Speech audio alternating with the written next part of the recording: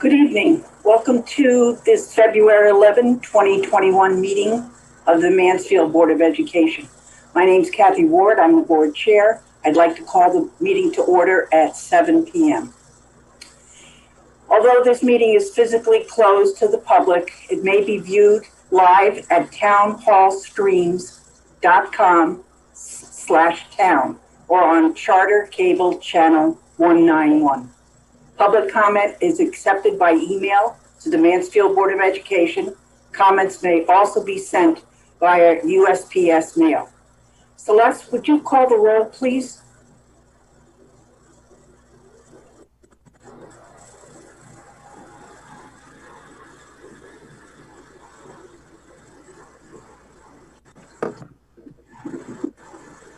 Celeste, you're muted.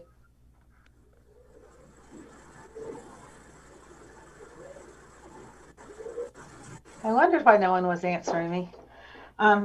Susanna Everett, I'll go back. Susanna? I'm here. Martha Kelly? Yes, I'm here.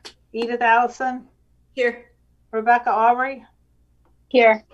David Latrico? Here. Catherine Paulus? Here. Elizabeth Verge? Kelly Zimmerman? Kelly is trying to connect. I can see that. Oh, I see her now. Okay. All right, thank you, Celeste. Edith, would you read our mission statement, please? It is the mission of the Mansfield Board of Education in partnership with the Mansfield community to ensure that all children acquire the knowledge, skills, and attributes essential for personal excellence in learning, life, and work within our global community. Thank you, Edith. All right, may I have a motion to approve the minutes of the regular meeting of January 21, 2021? Approve the motion, make a motion to approve the minute. Thank you, Dave. Do I have a second? What was the date, Kathy? I don't have any minutes. January 21, 2021. It's in our packet. This is Rebecca Aubrey. I'd like to second. Thank you, Rebecca. I didn't get a packet. Okay. Are there any comments? All right, I'm going to do this reverse order. Are there any objections to approving these minutes? Any abstentions? Abstain. I don't have them to read. Okay. So would you like to abstain then, Catherine? Correct. Okay, thank you. May I have a motion to approve the minutes of January 28, 2021, budget workshop? Come on now, don't be shy. This is Rebecca Aubrey. Also move. Thank you, Rebecca. Do I have a second? I'll second. This is Edith. Thank you, Edith. Any comments? Didn't get them. I'm sorry, Catherine? Didn't get them. May I speak? The packets were mailed on Friday. It was a small packet, so they were in a regular sized envelope, but they were all mailed from here on Friday. Didn't get it.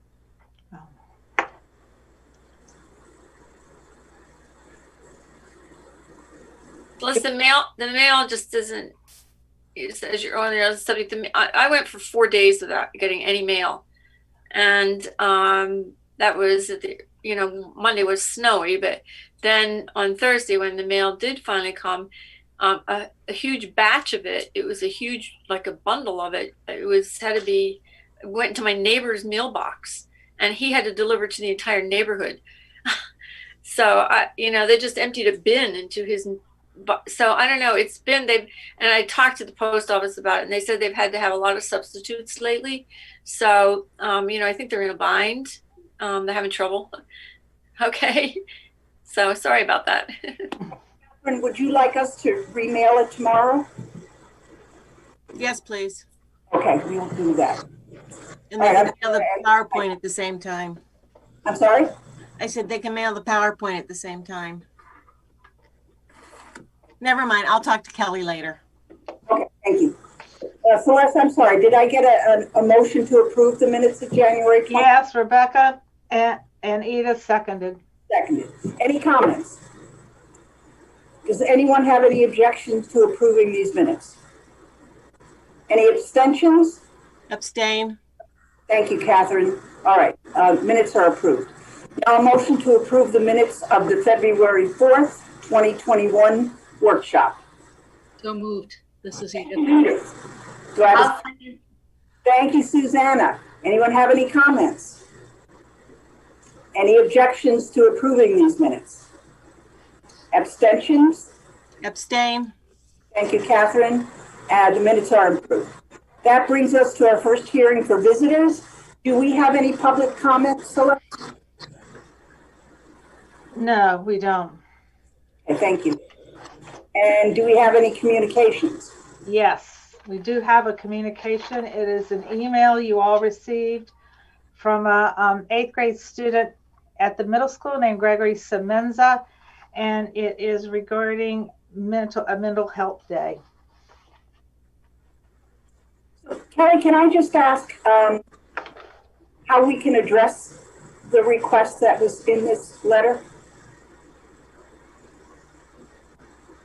I'm sorry you cut out at the beginning, but I assume you said Kelly. I did. Okay.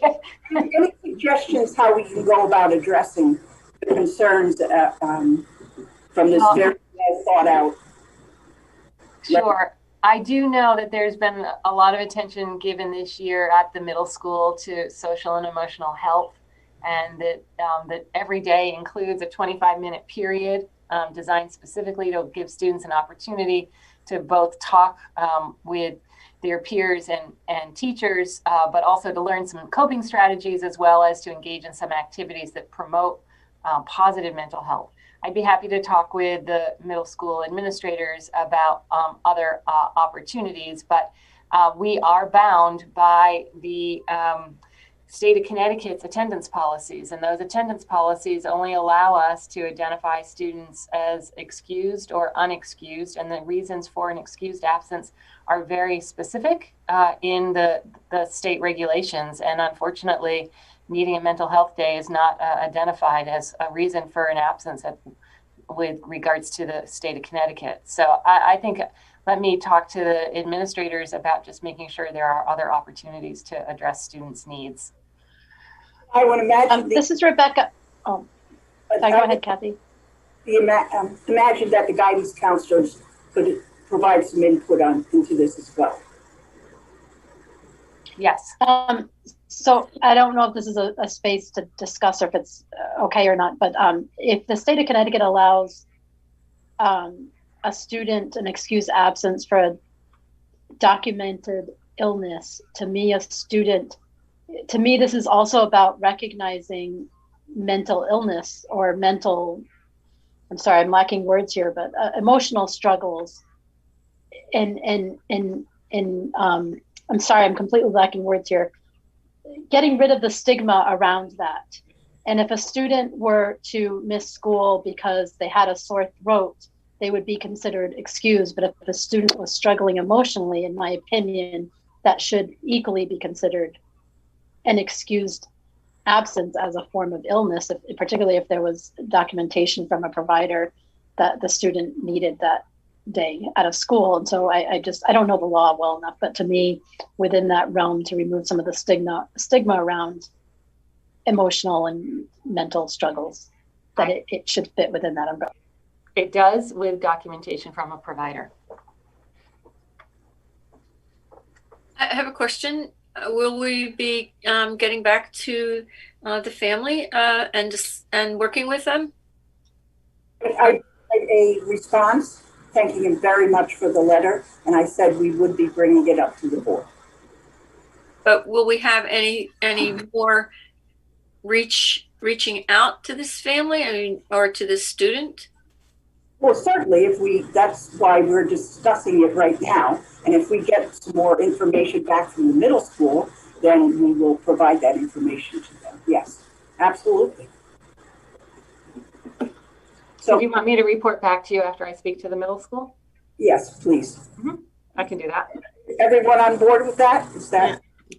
I'm not, I also want to say that when I read the letter, I wasn't really sure that this person was talking about himself rather than possibly his peers or everyone. So. I agree with you, Catherine. Yeah, I got the sense that he's advocating for all students. Yeah, that was the impression I got. Yes. Very well written letters. Very thoughtful. Well thought. It was. Okay, Kelly, we'd appreciate you getting back to us on that. Thank you. Do we have any additions to the present agenda? Oh, Susanna? I'm so sorry. I would love to talk at the end a little bit about the possibility of exploring a project on pollinator pathways. Well, we've been thinking about that a lot lately. So, you want to give us just a little explanation?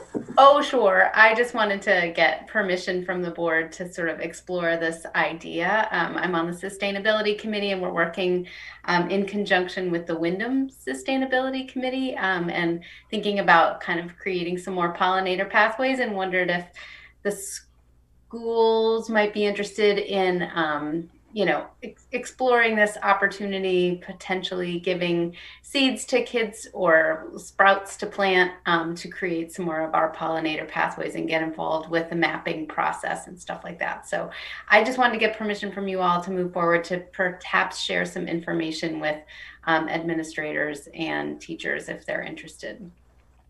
Absolutely. We can put that on a future agenda. Great. Thanks. Anything else for future agenda?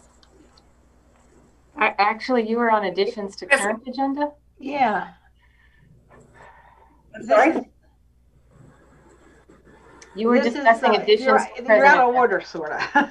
This is additions to the present agenda, Oh, not I apologize. future agenda items. My apologies. Any additions to the present agenda?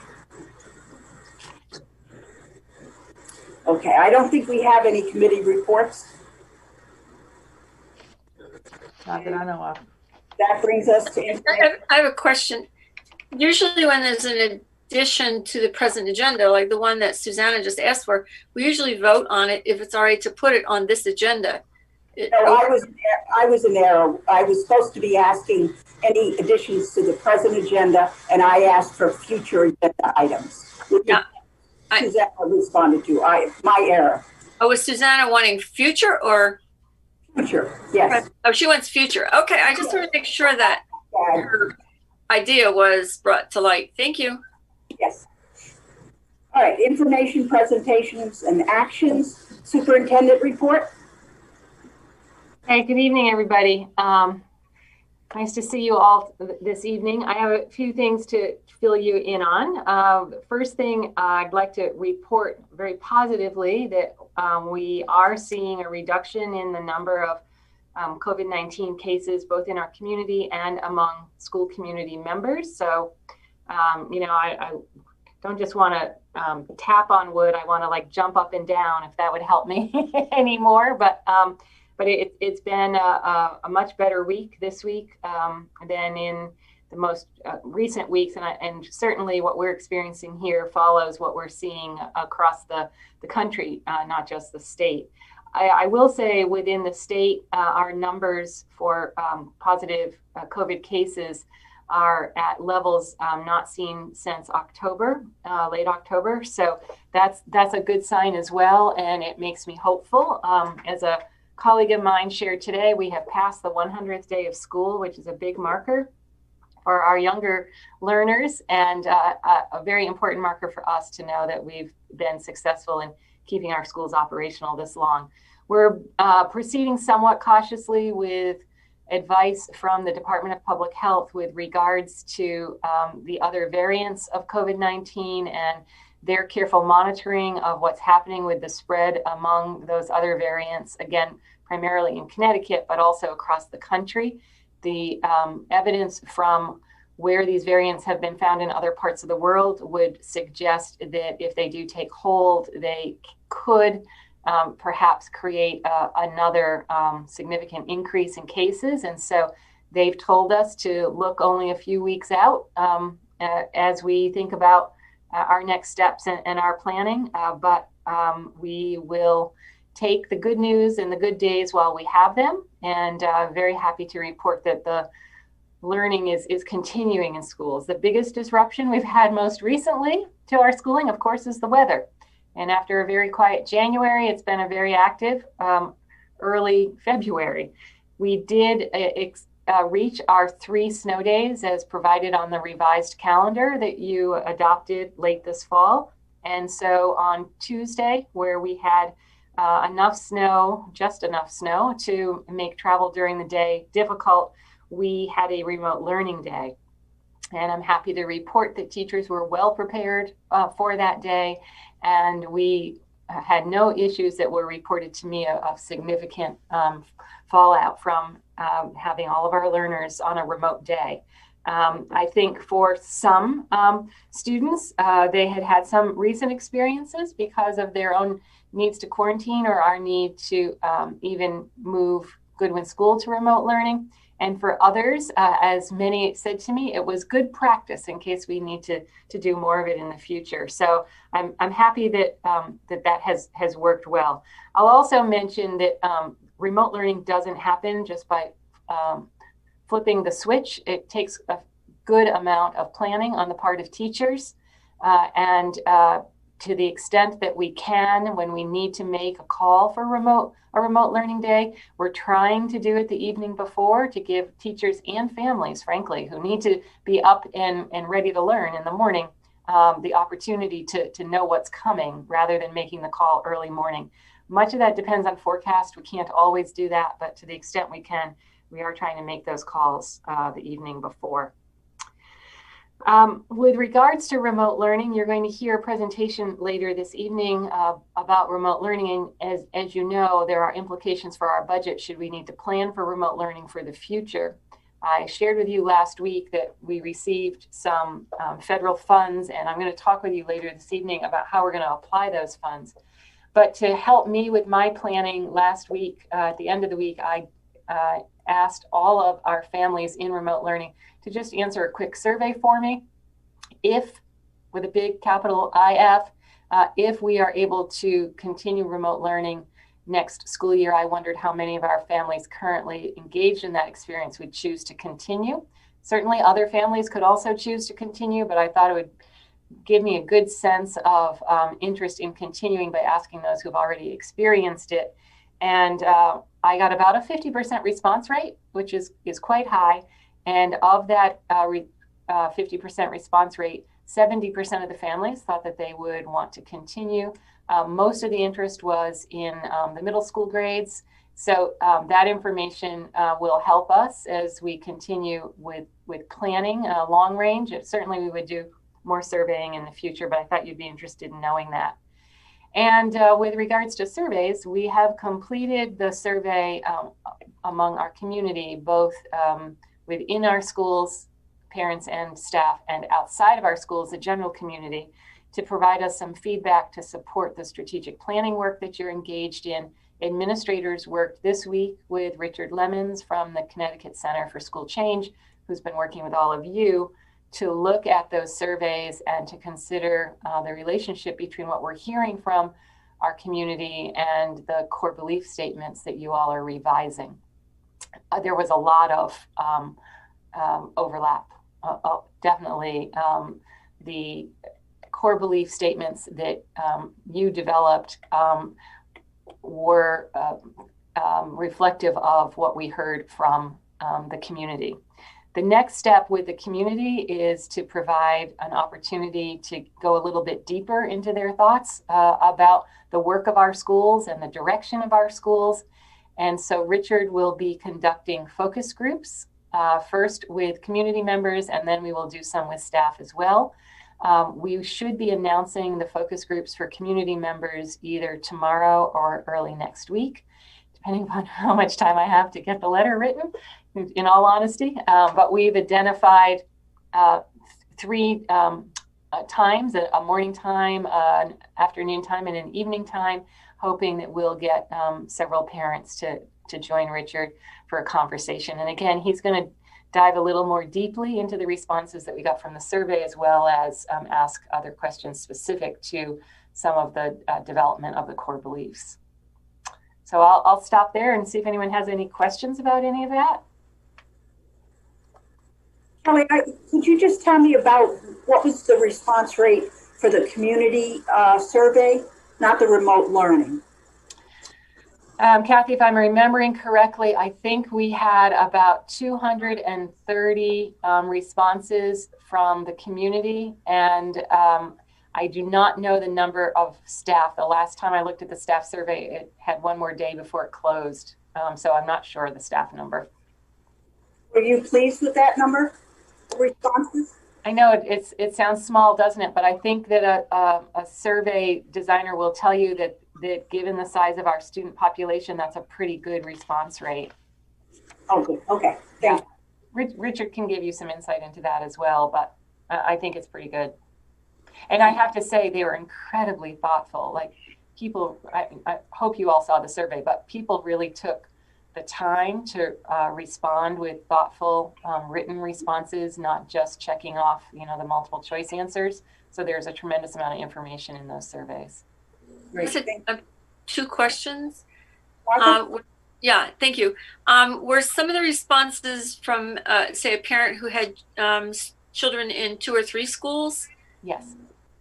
Okay, so how was that counted? As 1 response or 3 responses? Oh, I'm sorry. For which survey? The survey you were just the community survey or the remote learning? the remote learning? So for remote learning, we asked parents to fill out one survey per child. Oh, okay. So that way I knew, not by family, but I knew by student. Okay. So Well, that's how I know we have about 50% of our students represented. Yeah. Okay. And then for the community one, will those be synthesized so that we can see Yes. some of those? I'd be interested in those. Thank you. Yep, they will. And for the community as well, Martha, we'll have a public report to go out to the community also. Any other questions, comments for Kelly? And we can move on to remote learning team operations. Great, thanks. I have a lot of people on the screen tonight. You may be noticing that. I will start by saying that, as I think you all realize, there has been a lot of work done throughout this school year, starting in the summer, to design an effective remote learning experience for the initially about 29% of our students who chose to participate in remote learning. That percentage has dropped. We're now hovering right at or just below 22%, although I will say every once in a while I hear about another student returning back to school. But we have been monitoring those numbers monthly now. We were monitoring them weekly, but now we're monitoring monthly, and it's fairly stable. So I've invited several of the people here this evening who have helped lead the work of providing a remote learning experience for students.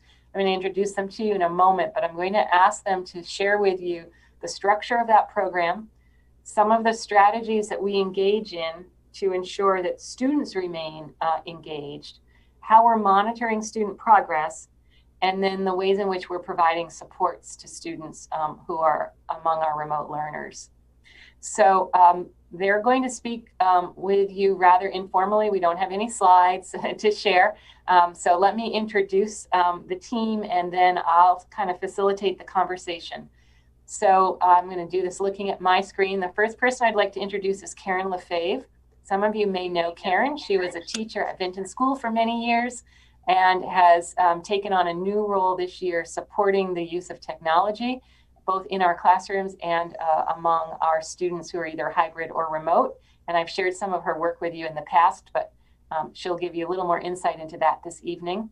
We also have Shamim Patwa, of course, our Director of Student Services, who can speak with you about the ways we're ensuring students with identified special education needs are being supported, as well as some other strategies for all students. Carly Payne, who is our District Math and Science Specialist, was charged with being the facilitator of the remote learning team. And so Carly has done a tremendous job of meeting regularly, at least weekly, sometimes daily in the beginning, with the staff that are providing the remote instruction, making sure that their needs are met, but more importantly, helping them stay connected to our curriculum. And Candace Morell, principal of the middle school, who's done a tremendous job working with the middle school team. You'll find out why. The middle school has been a little more challenging to provide a full middle school program to our remote learners. So we're doing it in combination with teachers in the classroom, and Candace has been instrumental in making that work.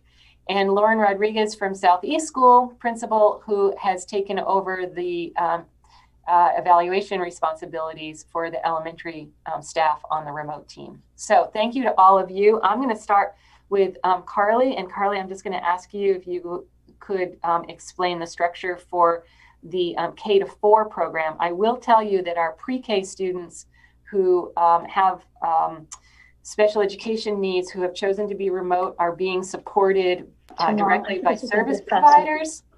And we do not have a pre-K class. So the first class of students that we support is in kindergarten. So Carly, you want to talk about the structure of K-4? Sure. Hi, thanks for having me tonight. It's nice to see you all. So for our K-4 structure, we have 4 lead teachers. K-1 shares a lead teacher. We have 2 paraeducators supporting the teams, 1 part-time reading specialist that supports the team, a retired teacher who's come back to us and is supporting, as well as 2 really fantastic UConn 5th year interns who are helping to support some of the instruction.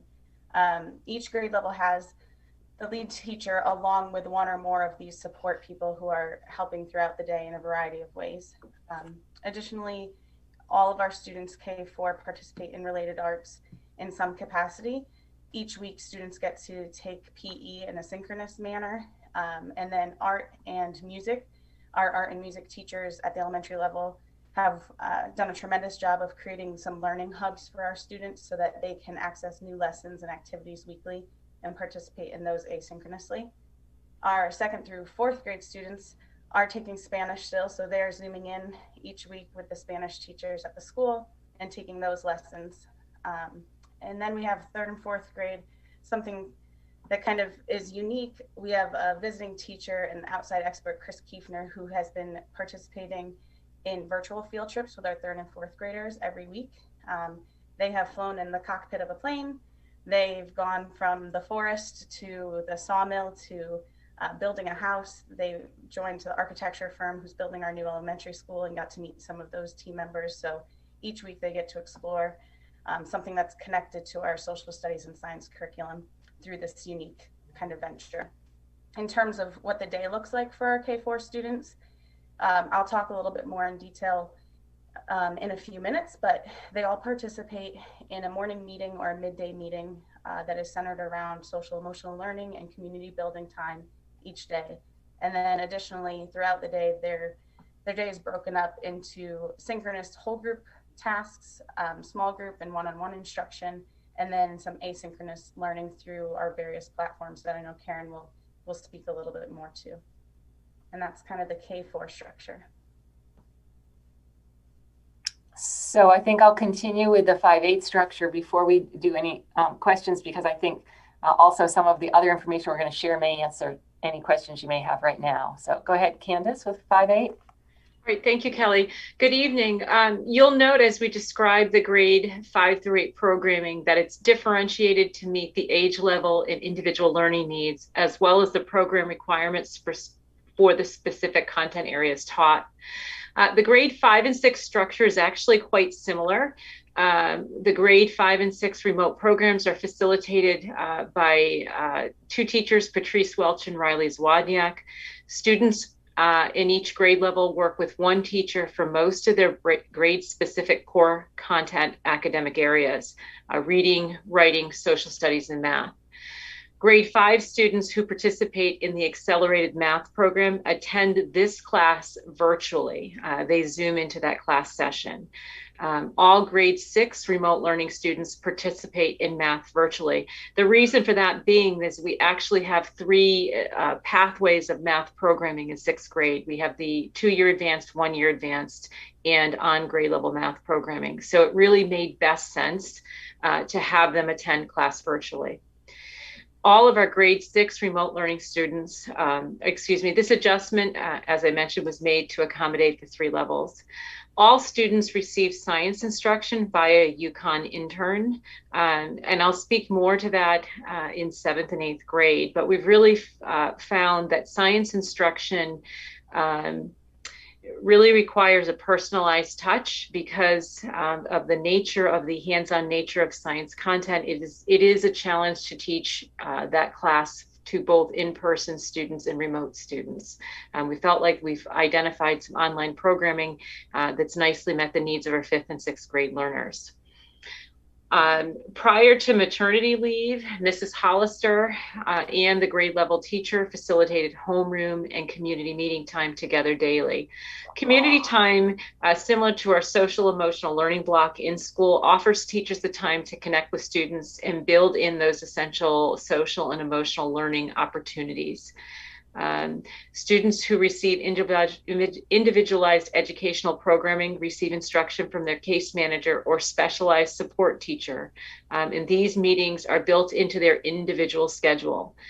Instruction by these teachers typically is a small group or one-to-one and provided via live stream. All of our grade 5 and 6 students participate in world language class virtually 3 times a week. via synchronous live stream instruction. They additionally have related arts and PE opportunities via live stream weekly, and those learning experiences are tailored to the remote learners. Mrs. Lee, our grade 5 and 6 school counselor, offers virtual lunch groups for our remote learners twice per week. And when we have days, as we have had recently, where all of our students are on remote learning, she invites all of our students to come together. And that has been something that our students really enjoy. As schedules allow, during the normal school day, Mrs. Lee continues to coordinate additional opportunities for students to connect during lunch group time. It's not always possible because the remote learner schedule doesn't always mesh perfectly with the in-person schedule, but when we're able to coordinate that, we do.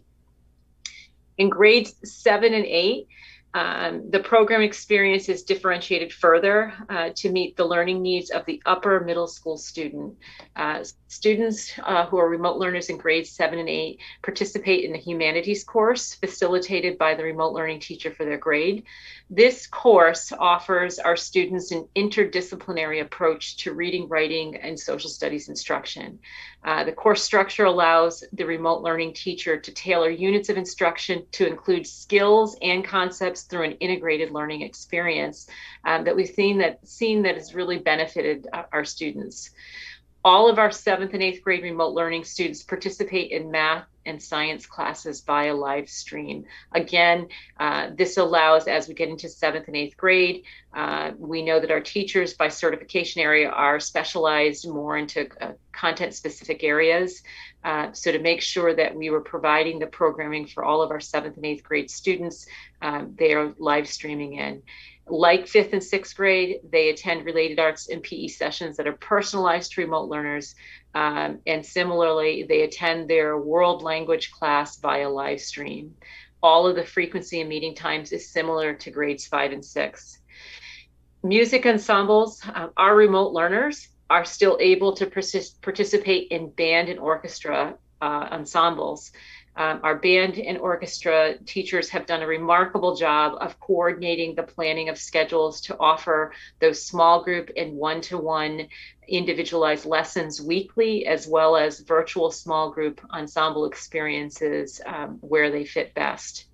Like Mrs. Lee, Mrs. Melody, our school counselor, facilitates lunch groups weekly and offers a Unity Club meeting on Thursdays that involves both in-person and remote learning students. I'm really impressed with the work that our remote learning teachers have done this year to personalize learning experiences for students, meeting them where they're at. Instruction is a balance of whole group, small group, one-to-one support, and time is built into the schedule and allows for flexibility to schedule small group and individualized work sessions with students to support their learning progress. And we've seen nice progress and growth from our students this year. We're really proud of our team. I think that gives you a great overview of just how complex this is. But as the students, with the younger students, we felt it was really important for them to have a dedicated teacher. As they got a little older, we saw they could take advantage of the full middle school program with some live streaming as well as the direct remote instruction. I had a question. Yeah.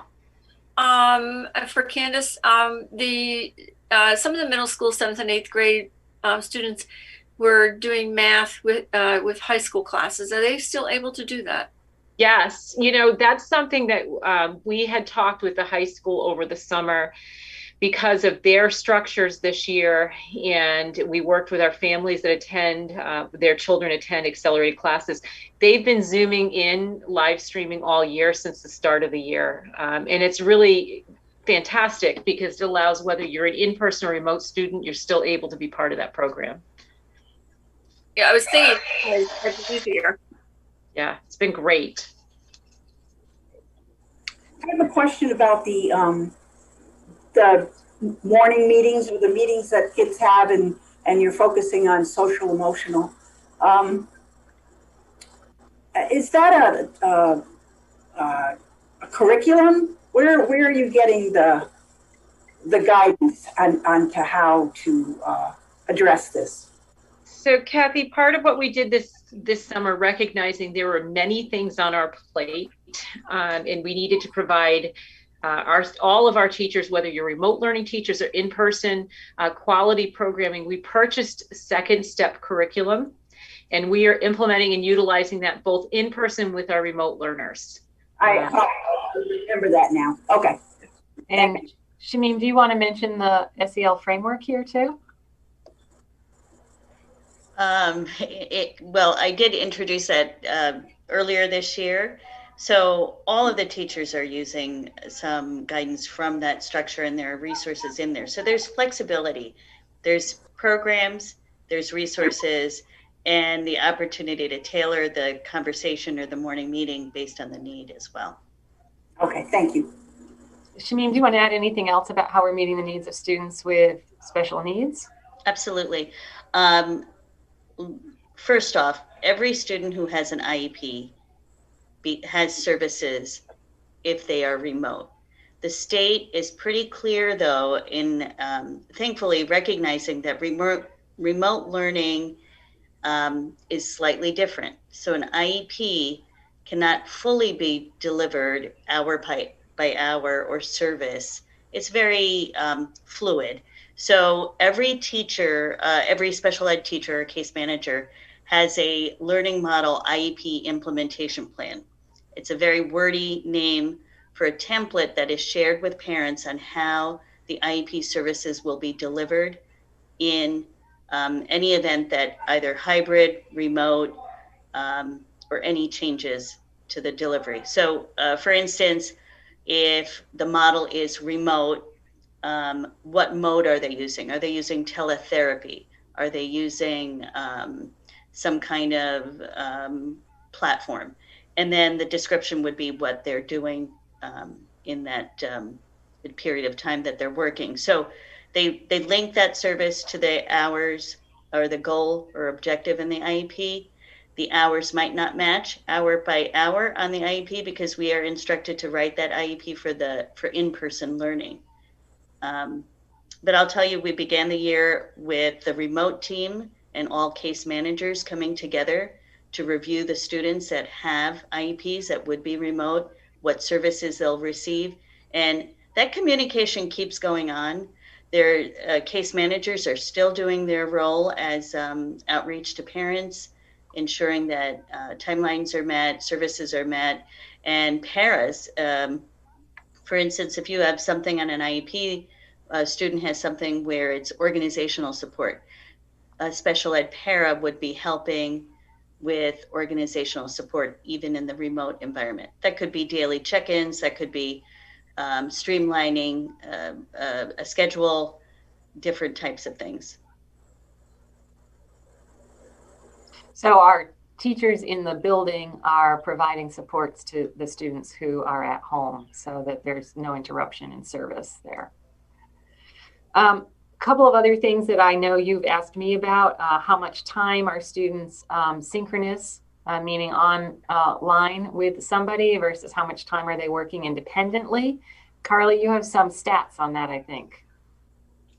Yes, I do. So I'm going to talk a little bit about percentages of the day that is spent in that whole group synchronous learning versus small group versus independent, and then that live stream component at the middle school. I won't go through each of the percentages by grade level, but I'll summarize some of the more major points. So, at the beginning of this year, we realized pretty quickly that whole group sessions with kindergartners were pretty effective for morning meeting and related arts, but that smaller groups were definitely more necessary for reading and math instruction, writing instruction. So as a result, our K2 students spend approximately 50% of their learning day in small group or individualized instruction based on their needs. At the beginning of the year, those teams worked with Kay, Jake, and our literacy consultant to create these masterful schedules so that each kid could be in groups based on their reading levels or their writing levels and receive the appropriate instruction throughout the day. For our K2 students, about 20% of their day is in whole group instruction, and about 30% is independent time or asynchronous tasks that are through our learning platforms, which I know Karen will speak more about, but We have Freckle, which is a platform that the students participate in, and Dreambox is another one, as well as some others, but those are two of the major platforms that they'll work through. As students get older, we do see a shift in the amount of time they spend in the whole group instruction increase a little bit. So for example, in like the 3rd to 5th grade band, approximately 40% of their class time is spent in whole group, 25% is spent in small group or individualized instruction. And then the rest is in independent time, or at the middle school, there's the live stream as well. As Candace had mentioned earlier, our 5th through 8th graders do zoom into some of those classes. And so as they go up to 7th and 8th grade, they're going to be in more of that whole group instruction as they are zooming in with some of their peers at the middle school. So our goal was about 50% of their day in contact with others in a live environment. And I think we've exceeded that in every grade by about another 50%. So most of our students are close to 75% of their day is in contact in one way or another, either for the older students live streaming, or for all of them, either a whole group or small group instruction, which is very nice. We've learned a lot about tools. Karen has done a great job supporting our teachers. Teachers have been supporting each other. Karen, you want to say anything about some of the strategies that we've used for engagement? Sure. Good evening. Thanks for having me tonight. I'm sure some of these tools that you're going to hear me mention are ones that may be familiar to you, ones that maybe you haven't heard of. There's also a wide variety of tools that are not on this list because so many people are picking up and using so many different things to engage the kids and support them. Two of the ones that we use as our core platforms, though, are Seesaw, which is for our K2 children. We use that for activities as well as for communicating back and forth with families and so on. In grades 3 through 8, Google Classroom is their main core platform where they are receiving information and able to send in classwork to their teachers. And then other ones that you heard Carly mention were Dreambox, which is a math program. We have Freckle, which is used for both ELA and math. Khan Academy, sorry. We're also using Teachers College virtual lessons for reading and writing. Excuse me. Newzella and ReadWorks are two other programs that support reading, writing, and social studies. Edpuzzle, which turns videos into lessons, can be used for self-paced kind of instruction and learning. No Red Ink, which is used for writing. Vocabulary.com. We also have Mosamac and Gizmo, which are used to support science instruction. So as you can tell, there's varied and all sorts of programs being used. Sometimes we have information to give to teachers, or we can meet with them to help them. Many teachers are also doing a lot of learning on their own, I would like to say, to really make this all come together. We have created an internal website, sort of a help center for remote learning in general. It can be used for remote learning staff or just remote learning days if a school goes, just so quickly we can solve some problems or issues, or that staff can reach out and learn about some tools that might be helpful for them to use. And all of this that we're learning with our remote team are strategies now we can use with all classroom teachers when we have our remote snow days. So, and the last thing I wanted to ask people to talk about was about how we're assessing students and making sure that students are continuing to progress through our standards. So, Lauren, can you talk a little bit about that? Hi, everyone. The assessment strategies that we're currently using look very similar to the strategies that we use in person school. So you won't be surprised to hear some of the things I'm going to talk about. To start off with, we do take benchmarking data. So 3 times a year, we look at data in comparison to other students nationally and locally. We do that using programs called STAR. We also use the Fontes and Pinnell reading assessment system. So the remote teachers have been able to do those practices as well. It's been really cool to see. We also are having the remote teachers use the curriculum assessments that are similar to the ones that are being done in school. So the math trimester assessments, the same assessment that's being used. We also have some writing on demand projects, some social studies and science, informal projects that are going on. You'll also see a majority of data, especially at the elementary level, is based off of participation data and the engagement data that was just spoken about, some rubrics and some classwork or work sample analysis. But majority, you'll see a lot of one-to-one and conferencing work with the way that schedule was created to allow for that small group. So we use that information to say, are they making appropriate progress, and how can we help support them?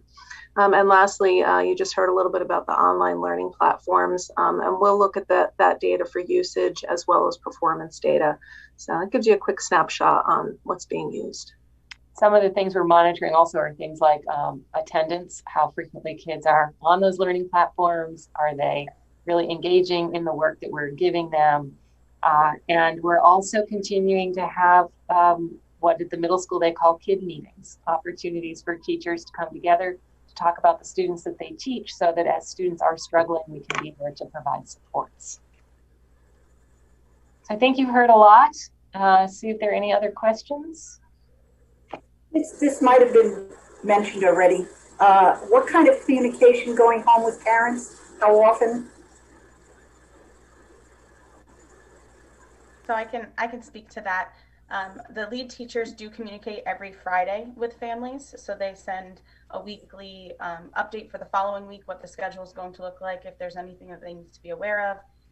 But then beyond just that kind of weekly blast, the communication between families and the remote team has just been constant. So families, we are asking them to be more involved and support the learning that's taking place at home. And so we've had to call on them a lot, and they've had to call on us as well. And I think that's one of the really great things that we're seeing, is that our remote teachers are, communicating and collaborating with parents on a regular basis, and messaging throughout the day as they need to, and have really built strong foundations and strong relationships, not just with students, but with their families as well, to form a partnership so that this, has been pretty successful.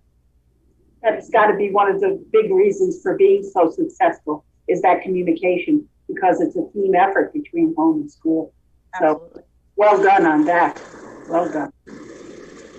Yeah, I just, from what I'm hearing, I think this program, Carly, is going to be a keeper. Carrying through this kind of tight communication with families is so important. And so it's good we've been able to put a model out and work out the tweaks.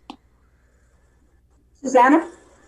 Oh, I just wanted to, bouncing off of what Martha just said, you all have basically created 2 additional schools, in addition to running our other schools in a very stressful time. And, to keep students engaged seems like one of the most challenging pieces of all of this, especially remotely. And I'm so impressed with the range of strategies and efforts that you've been going to really keep kids part of our community, which has been really hard, I know, for lots of schools and lots of districts.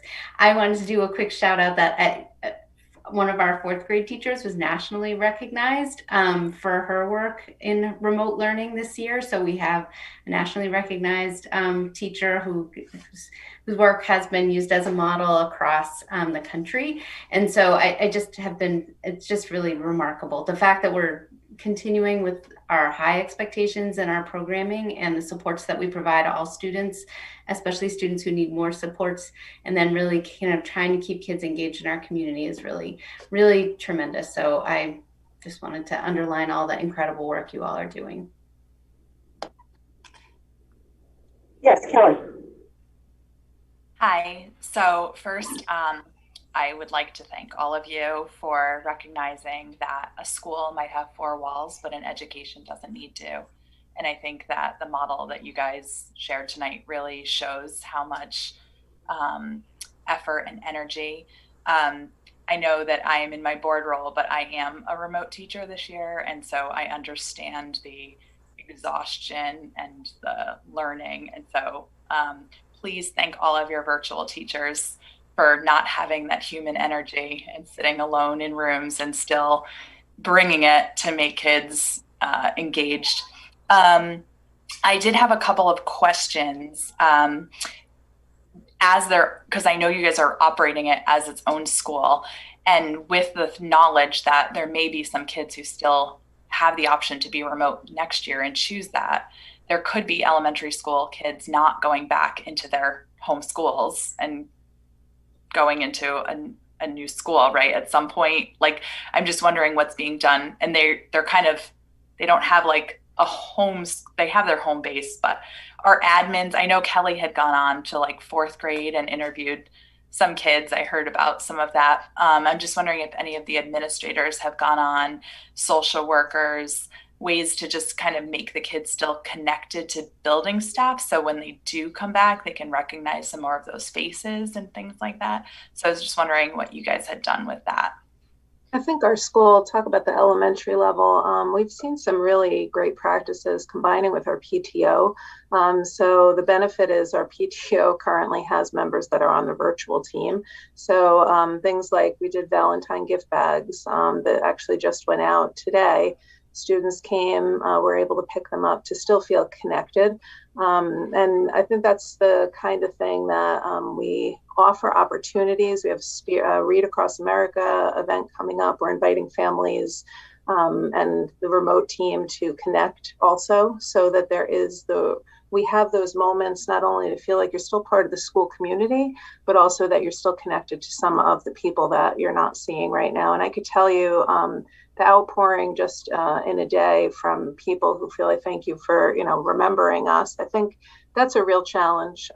People want to feel like their kids are still a part of the school, even though they're making the decision to keep them, in their personal bubble and feel like they're safer.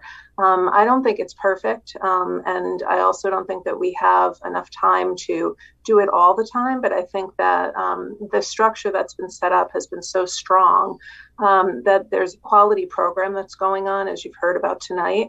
Yet we're still trying to find ways, how do we keep those connections? And that's happening through each school in their own way, I believe. Candace, do you have anything to share? Yeah, absolutely. We have really been thoughtful since the beginning of the year and learned a lot along the way of the importance of keeping them all of our kids, whether you're remote or in person, connected, and families. Similar to elementary, we have a PTO organization that is composed of membership of both in-person children as well as fully remote children. We've really looked at any of the events that we do as a whole building this year, intentionally planning for collaboration and including our remote learning students. We are about to launch 3rd quarter after school activities virtually, which will involve our remote students. We are planning for a Spirit Week, the last week of February, that will include our in-person and remote learners as part of the process and experience. And we are currently working with Dr. Robinson on a Winter Wonderland scavenger hunt in March that will include all of our learners, and all of them will have opportunities to be a part of the activities and events as they are able and comfortable, both in person and remotely. So it continues to be at the forefront of our mind. And we do look for those times to get kids in school and in remote learning experiences connected as part of our school day. It's important. I also wanted to add that the school-based care teams are monitoring families back and forth between the remote team and, of course, the students in the school as well. And there's a lot of communication and a lot of observing of attendance for all children. So we're on top of families that are struggling, and they are still the community, even if they're remote. And the remote team continues to communicate and reach out to school-based people and teams to make sure that no one is falling through the cracks, and they are considered part of the larger community. We have families who continue to get, sorry, Kelly, last comment to add on to Shamim's point. We still have families that are receiving meals for the week as well, who stop our promote. Yeah, that's still underway. Candace, the after school programs, what are you offering this time? Candace, you're muted. There are a variety of activities. There are not many this quarter. Teachers are still getting into them, but there's some math counts. There's some math activities. There's some game activities that are being offered. Their teachers have really been looking at ways to just get kids connected. We're looking at adding a crafting activity where we can deploy materials home to families to be part of that. There's an aviation club that's starting virtually, but hopefully will be in person in the future. So, and we are actually meeting with remote learning students next week to have conversations about what are some other clubs that they'd like to see happen virtually. We always held to the philosophy that if kids can come up with the idea, we'll find the adults to help facilitate the program. And so that's part of what we'll do next week is get more ideas. Are you still running a chess club? I'm sorry, you cut out, Catherine. Are you still running a chess club? There has been a chess club in the past. I don't think that was offered this quarter, but it is one that we're looking to offer fourth quarter. The only reason why I ask is that I've noticed that my son is actually playing chess with a human, not a computer. That there are programs out there. Yeah, no, it absolutely is one of the clubs we'd like to offer fourth quarter. That's a good club. Thank you. You're welcome. I just wanted to mention that I think a lot of these programs are going a long way to combat loneliness. And during all this time when everybody's sort of locked up in their houses, loneliness is an issue now. And so I think they're reaching out and they're contacting the families and working a lot to create a community is worthwhile. So I just want to close by offering my appreciation to first our administrators that helped me make this presentation this evening. They've all picked up an awful lot of extra work this year through the needs to stay connected. And Lauren's not the only elementary administrator staying connected with her remote families. Mike and Peter are doing the same. But Lauren has taken on a couple of extra responsibilities for us. Candace has certainly found ways to make the remote middle school experience as close as possible to the in-person middle school experience. And Shamim has done everything she can to make sure all of our learners are still supported. I also want to thank Karen, who's in a brand new position this year, has created this support program. It's been a great support to both our teachers, all of our staff, our paras use it as well, and our families. I would hold up our program for technology right now against anyone in the state. I just think there's some wonderful things happening in our classrooms and in our supports for adults, thanks to Karen, and to Carly for just keeping the program going, especially in those really challenging early days. It was very, very difficult to get this remote program up and meet everybody's expectations. So thank you to everybody for all that you've done. Thank you very much for presenting us tonight and giving us some good insight as to what's going on with the wonderful, wonderful work you're doing. Thank you for the kids. Thank you for the families. Thank you. It's wonderful, wonderful. Thanks very much. Kelly, you said in the state, I would almost go nationally, because every time I listen to the news about all these schools that are not, students haven't been in school for a year, I just think, oh my God, they should learn a lesson from Mansfield. Well, we're managing to keep it going. It's amazing what everyone is doing. I mean, I wear it with pride on my heart. Thank you. All right, Kelly, should we move on? Yes. 2021-22 school calendar. Right. So you have for the second time a copy of the proposed calendar for 21-22. It mirrors our calendar for the current school year. We do not know if we'll be able to allow to continue to provide remote learning days, even for snow days. So the calendar does revert back to the 5 built-in snow days. There is one change to this calendar from the first time you saw it. The town of Mansfield has renamed the October holiday to Indigenous Peoples Day. And that was action taken by the town council a couple of weeks ago.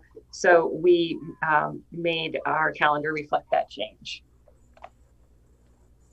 All right, so I need a motion to approve the superintendent's proposed 2021-22 calendar. I will move. This is Rebecca. I would like to move. Oh, sorry. So, sorry, did you have word? Did you have like official? Did I get in trouble again for speaking when I wasn't supposed to? No. We didn't see okay. it. Susanna went up. Sorry. I would like to so move. Thank you, Rebecca. A second? I'll second. Thank you, Susanna. Is there any further discussion? I just want to make clear what the changes are. We added 2 days. Is that, am I understanding that correctly? Changes from what? From the former one we had. I think I didn't quite catch the explanation about the state not accepting remote days. So do we add 2 days in June? Is that what I'm getting? So typically your school calendar, with the exception of this year, typically your school calendar has 5 built-in snow days. Yeah. And it's in the fine print there on the bottom. Yes.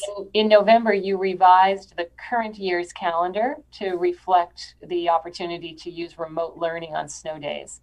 This calendar reverts back to the 5 built-in days because we do not know if we'll be allowed to have remote snow days. Okay, so the end result, it doesn't add any days, or it does add? No, it's still 182 days with 5 built-in snow days. Okay, no, I meant we before we weren't ending school for students on, say, the 17th of June. Like now we're ending it on the 21st. Now meaning 21-22 calendar? Yeah, yes. The former calendar we had wasn't ending it. I don't have it in front of me, so you mean it wasn't the calendar you were presented at the last board meeting? This yeah, it didn't end school on June 17th, correct? This one ends it on the 21st. Yes, I believe that's the same calendar that was presented to you a month ago. Oh, okay, so it's only the fine print that changed. Yeah. Oh, it changed from current school year. It didn't change from what was presented to you a month ago. Yeah, okay.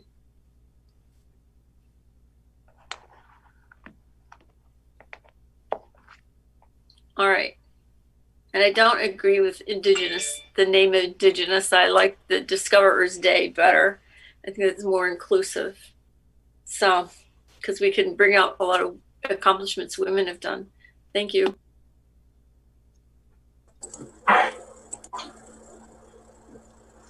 So Kathy Ward, I know you were just kicked off. We were just discussing the snow day, clarifying that. And then Martha made a comment about preferring Discoverers Day for the name of the October holiday. Because it includes women as well. Okay. So are we still at discussing the calendar? Or are we ready to vote? Okay. Anyone opposed to approving this calendar, proposed calendar? I am. Martha? Anyone else opposed? Any abstentions? Me. Catherine. Catherine, thank you. All right, the motion passes. Thank you very much. Now the middle school roof project update. Yes, we have some movement.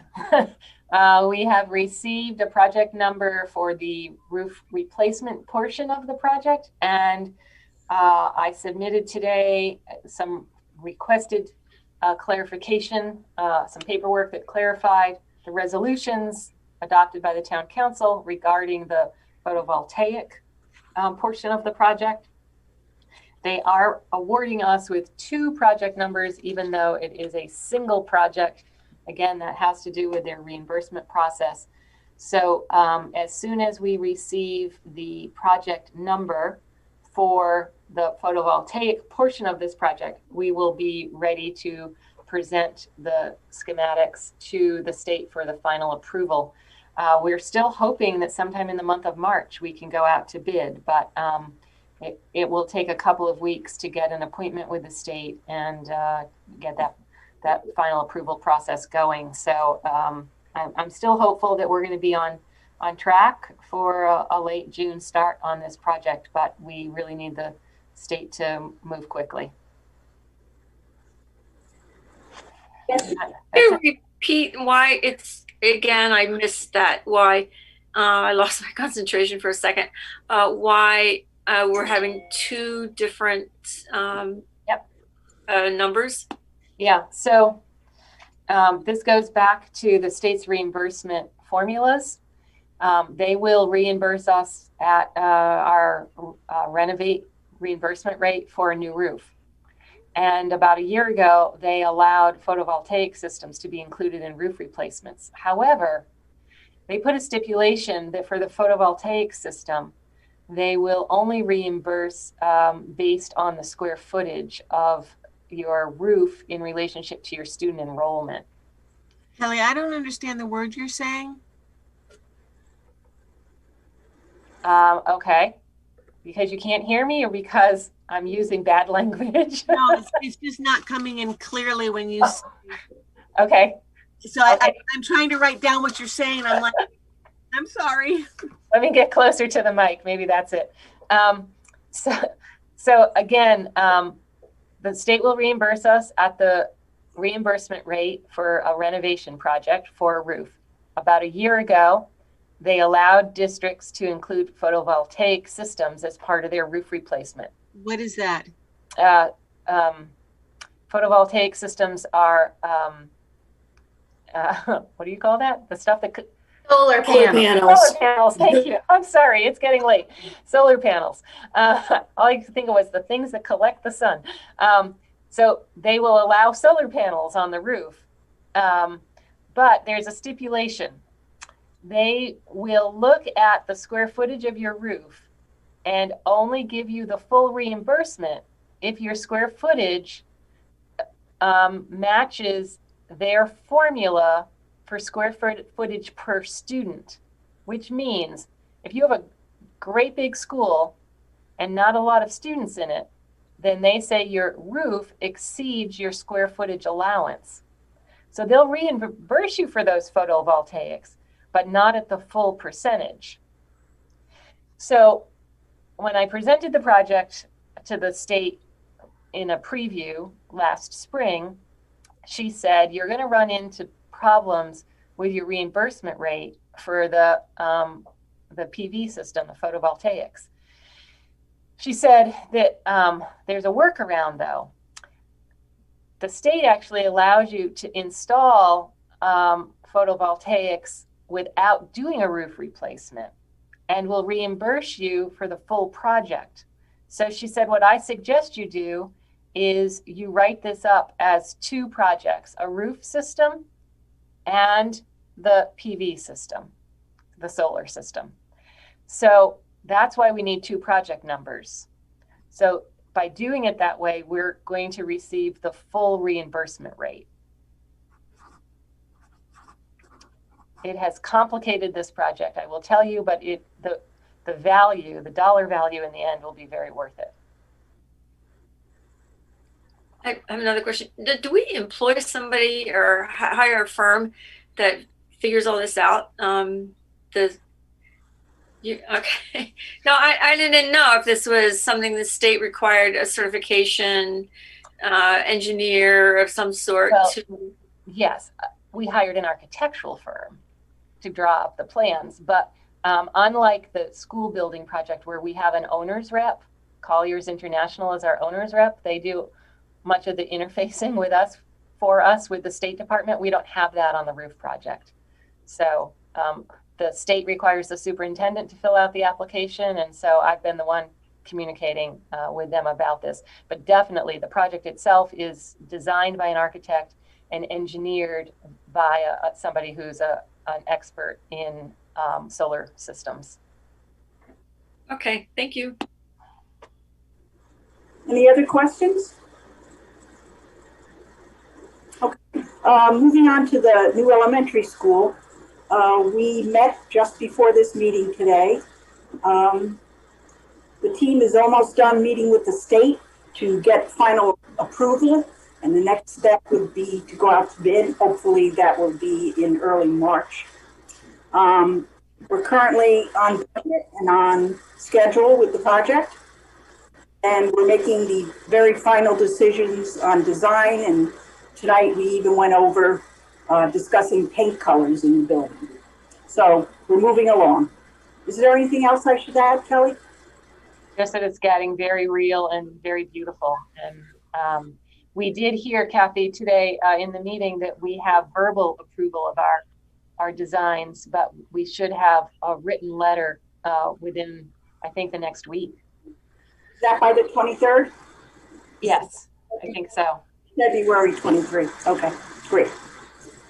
Thank you. Any questions about that?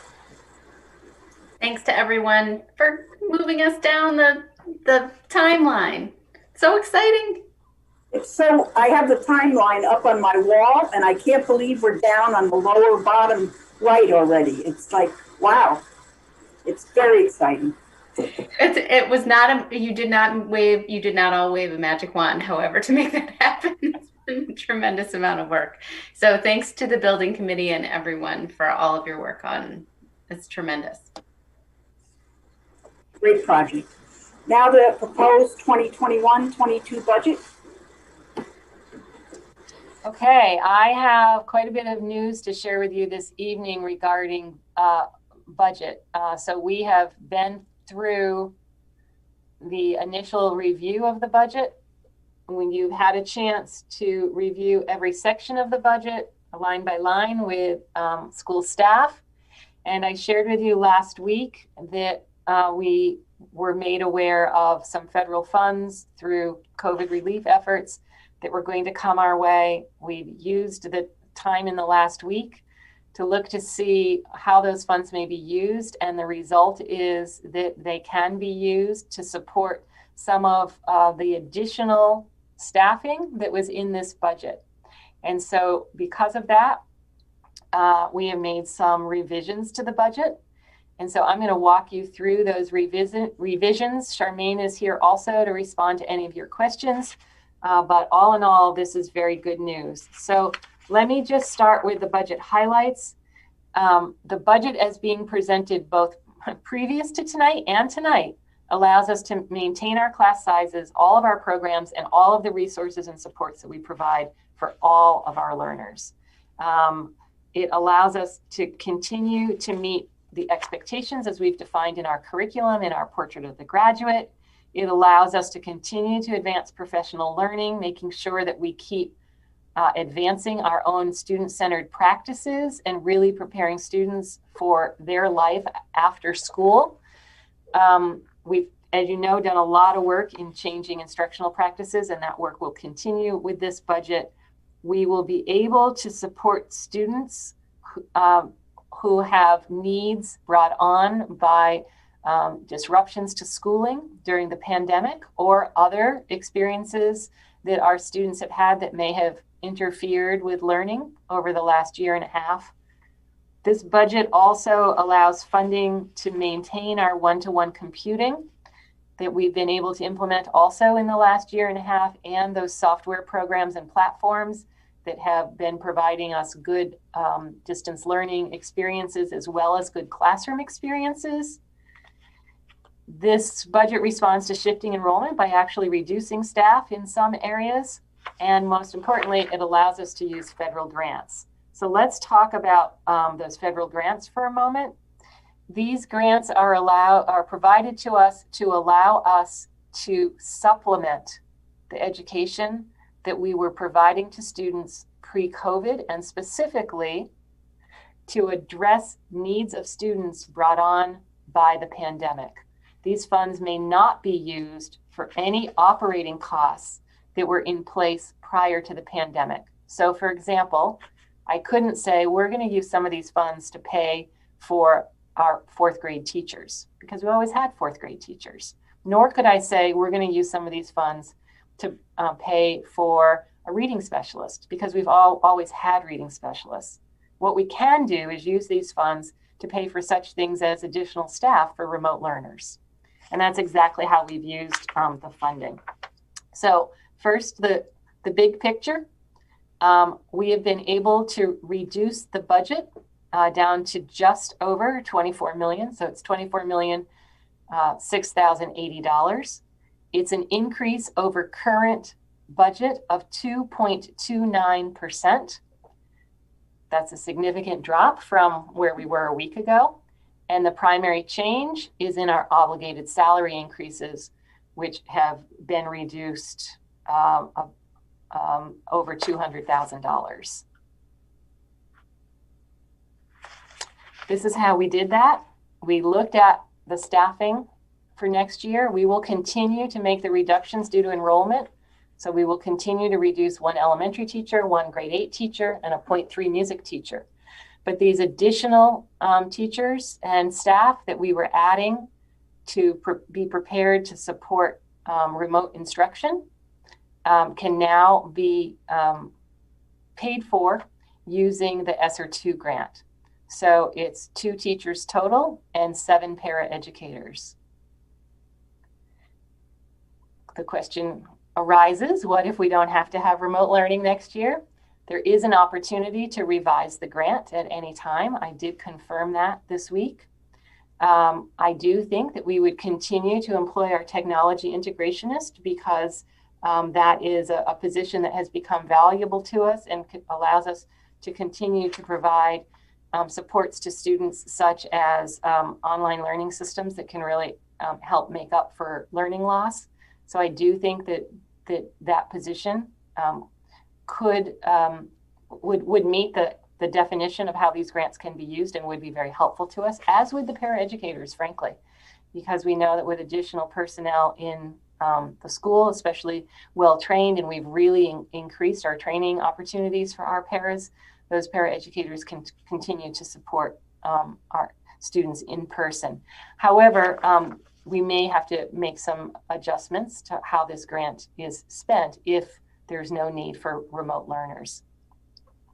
I will remind you that one of the other things I mentioned to you is that if we do have to have a full remote team, as we did this year, we would also have to continue to think about how we use some of our substitute funds by reducing opportunities for teachers, primarily in professional development, by using those funds instead to cover the cost of some additional remote learning instructors, because the grant doesn't have enough money to cover every person that we've used on our remote learning team. But the other way we've been able to staff our remote learning team is by reallocating some in-person instructors as well, such as our enrichment teachers and our reading specialists. So if we have a full remote team, I want you to know that while the grants are going to get us a good way there, we may have to make some additional modifications to staffing and resources. But this is not a change from what I had proposed when you first saw this budget a month ago. So what that does is it reduces our salary down to 64.3% of the budget. I have, and it's a salary increase of only 1.1% over last year. I've asked Charmaine to redo all of the slides that show the proposed budget categories so that you have an accurate accounting with this revised budget. So I'm not going to go over these because we've talked a lot about all of these categories, but I just want you to know that in the slides that have been provided to you, that you do have an up-to-date accounting of the budget. I also updated a few of the other data points that we share. So I've shown you a history, just over 10 years history here Your 2021 budget was 23.4 million. It was a decrease over the previous year of 0.73%.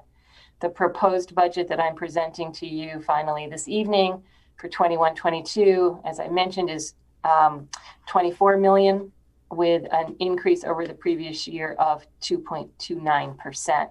It still brings your 10-year average budget increase, keeps it very low at 1.34% over 10 years. Part of that likely is due to the fact that we've had a change in enrollment, and I've included that on this slide. But it's also due to a lot of other good steps we've taken. For example, we have reduced our enrollment. We've reduced our staffing due to enrollment. So as enrollment has gone down, we've continued to reduce staffing. This shows you reductions from 2016 to the proposal for 2022. In that time, there's been a net reduction of 9 classroom teachers, 0.4 staff in the special services areas, and 1.65 net reduction in related arts and world languages, for a certified net reduction in staffing in that period of 11.05. That's a significant number of staff that we've reduced. We've reduced 6 secretaries and paraeducators, and in that amount of time, we've lost 240 students.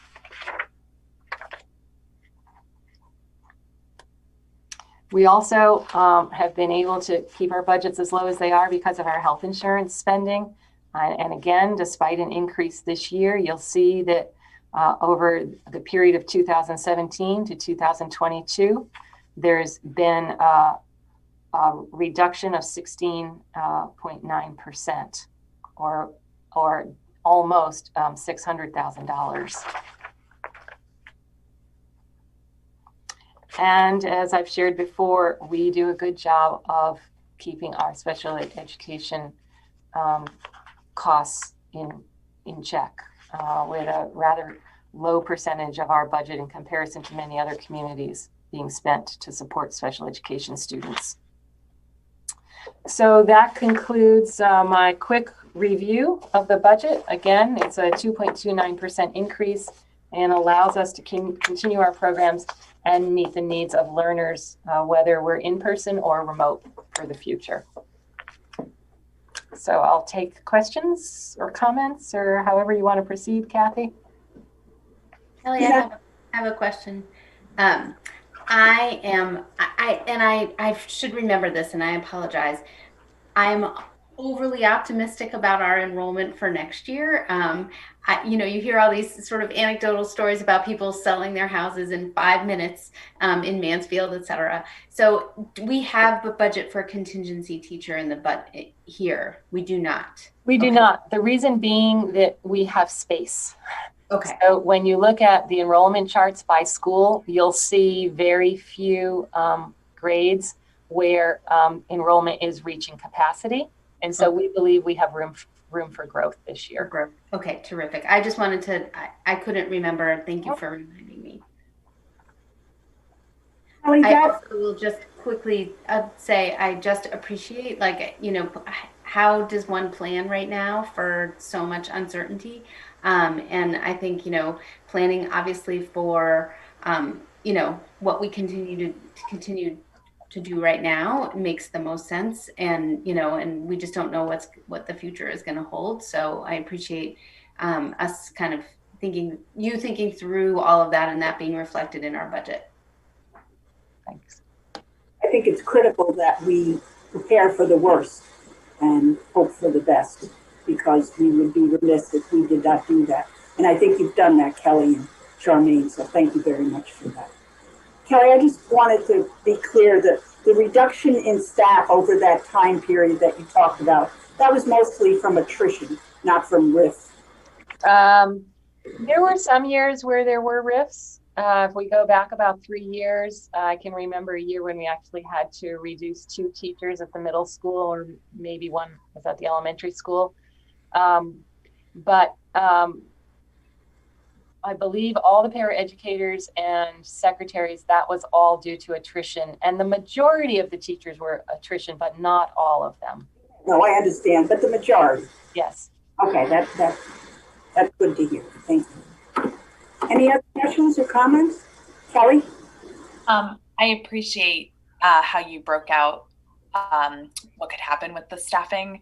And I'd just like to advocate once more that I do agree that that technology position should be permanent. So I think it's great with using the funds that way. But if that ends up not happening, that is something I would really advocate to remain. And I know I've stated that before, but just wanted to say it again. Martha? Yeah, I thought last week I made notes that the stimulus package, the allotment, was projected to be in the neighborhood of $400,000. And this difference is like $284,000 lower.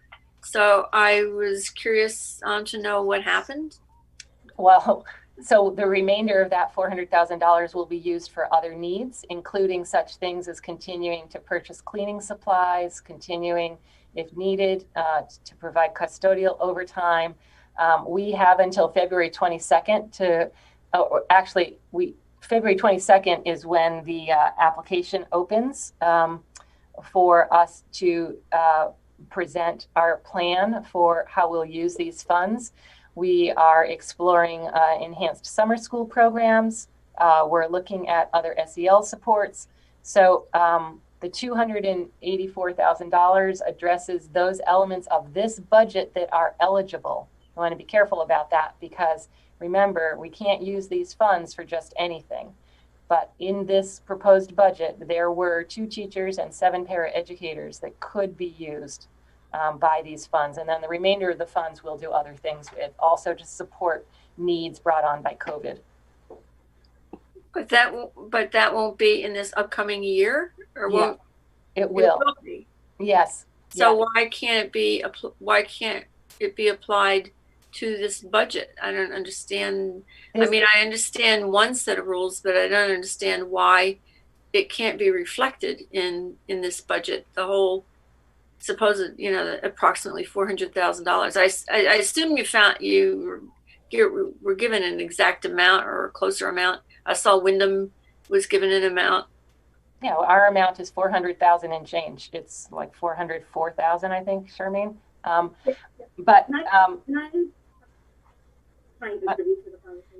oh, Charmaine, we can't hear you very well. Can you speak up? Oh my goodness, is that any better? Little. No, I see the faces. They're like, no, that's not better. I don't know. I can log off and log back in if you'd like. Because, I mean, Kelly, you are intimately aware of the differences or the requirements to not supplant. I don't know if you want to go down that path. I don't know if you want me to log off and log back in. But that is very, very concerning to a lot of superintendents and school business officials. Because, and it's funny, I was sharing with someone earlier and I said, Kelly is a ninja. She jumped on this immediately because she already understood who and what in that budget was directly tied to COVID. Other superintendents are not as confident, let's use that term, about what is COVID related and therefore cannot match it up to the eligibility standards of that new ESSER grant. So you just cannot simply apply whatever the dollar amount that they gave you or us to your budget because you will automatically be in violation of state and federal standards as it relates to supplanting federal funds against your local appropriation. Were you able to hear that? A little bit. I'm going to try to add on to that, Charmaine, because you are kind of hard to hear. So Charmaine's talking about the legal requirements of this money, which requires you to only use it for programs or needs that are in addition to your regular budget.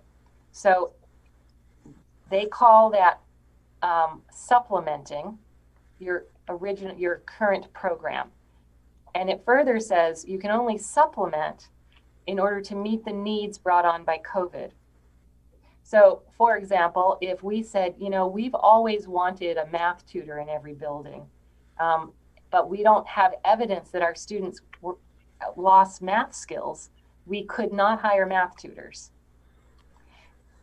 We can use the money for the remote teachers because that's supplementing our current program, and it's providing for a need brought on by COVID. So, Martha, within this budget, there was about $284,000 of expenses all in staffing to address the needs brought on by COVID. What you don't see in this budget are other expenses that we've incurred this year, because it was my hope that we just wouldn't have them next year, or we'd figure it out when we got there. And those are things like custodial overtime and buying lots of hand sanitizer, right? Those are things that have been grant funded this year. And the hope was that when I put this budget together, that monies would either continue to be made available to us for those kinds of things, because they're the PPE, the most important elements of operating school, or else we'd have to find the money next year. Some of the other things we've been talking about doing with the remaining $120-ish thousand is providing enhanced summer school programming, for example. We have until September of 2023 to spend this money. So we could actually, based on a budget, we could actually provide enhanced summer school for 2 years. We could provide it this year and again next year. So again, the requirement of the grant is that you conduct a needs assessment, and beginning on February 22nd, you're allowed to upload your application for how you choose to use these monies based on your needs assessment.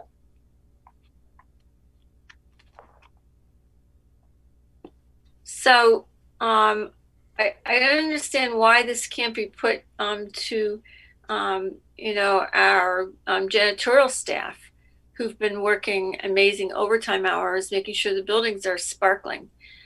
Why can't it be applied to that?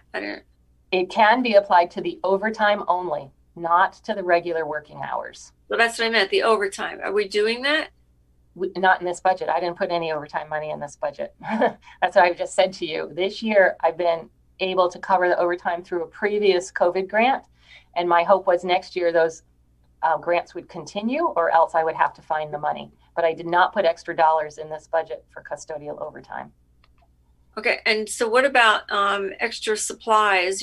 All the barriers and the gloves and the masks and all of that.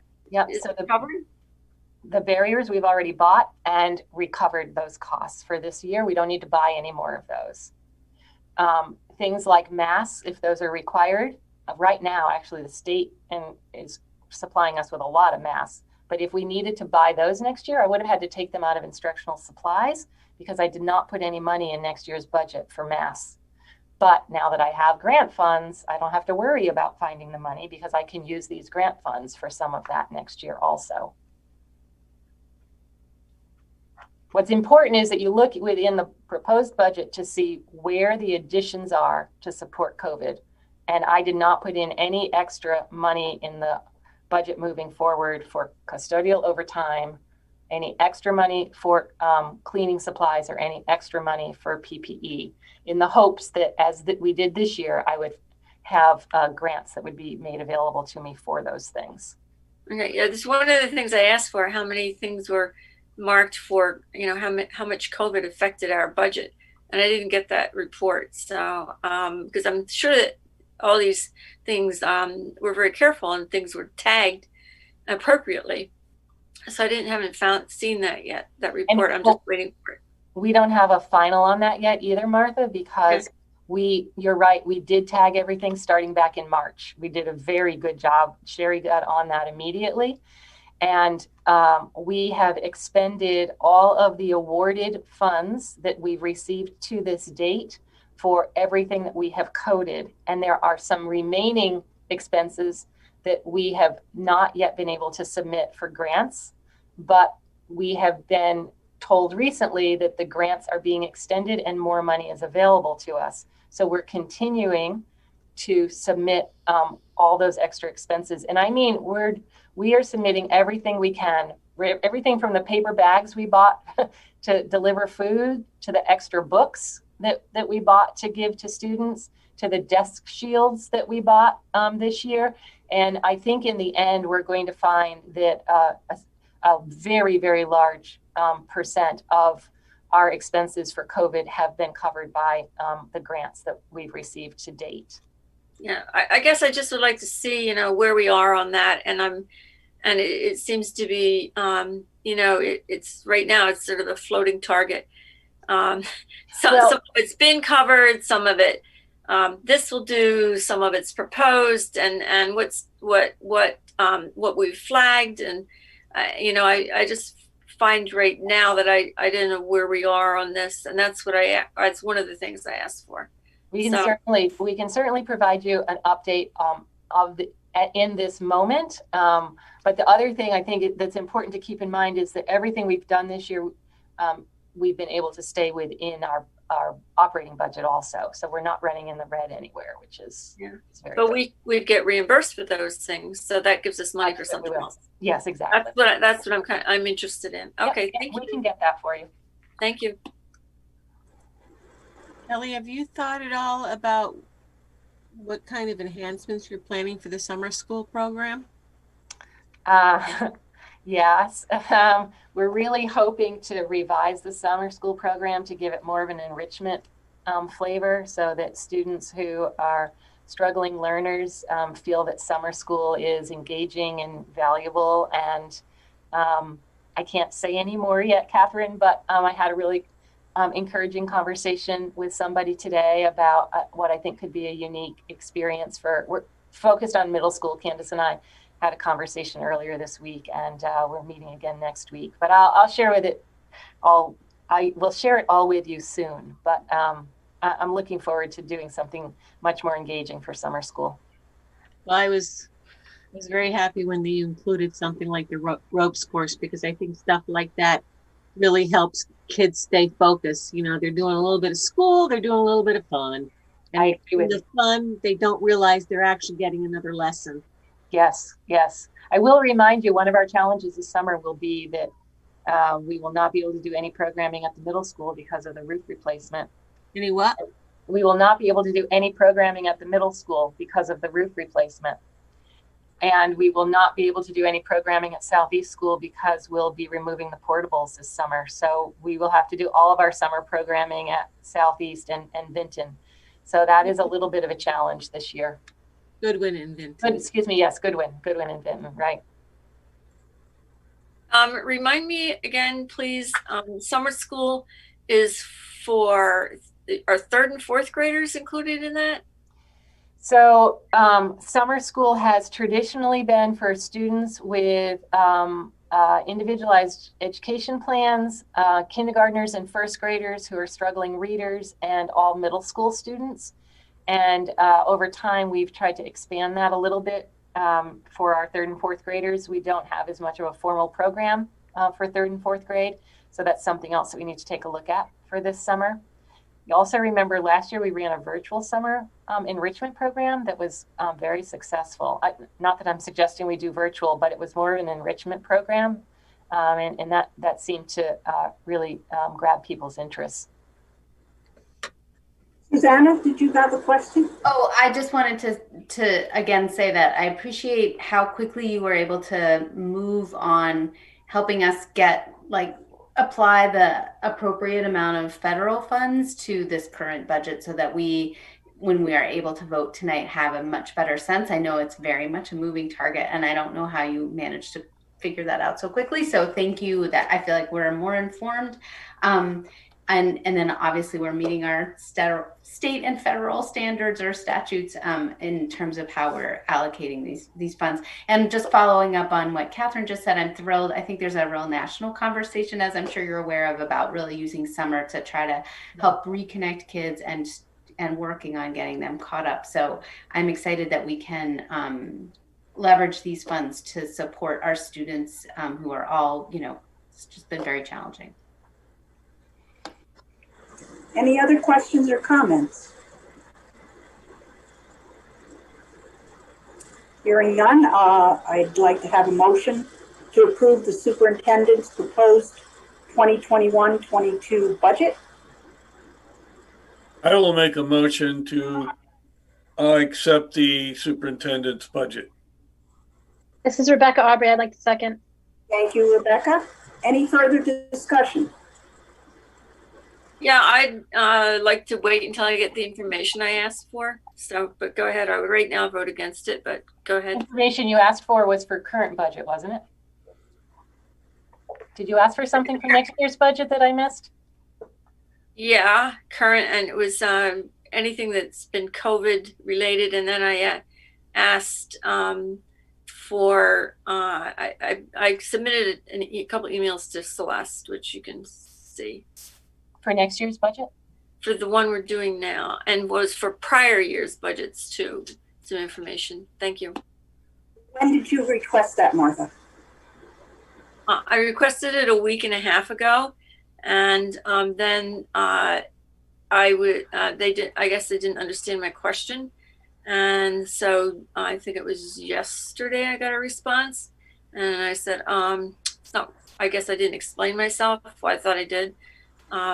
So yeah, I haven't gotten an answer. So, but go ahead. But that's my response. Okay, thank you. And I also feel like I'm kind of going in the blind because of the lousy mail service. Okay. Well, we're gonna put it to a vote. We have a motion and a second. Is there anyone who objects to approving this motion? Martha? I do. And Catherine? Yep. Is there anyone who abstains? All right, motion passed. Thank you very much. All right, that brings us, I don't believe we have any new business. Did we get any public comments, Celeste? No, we did not. Thank you. And now I'm supposed to ask for future agenda items. So we've already heard from Susanna on that. Is there anything else, Kelly? Okay, so I had brought this up at our last meeting that I'd like to submit a letter to go to teachers, and Rebecca.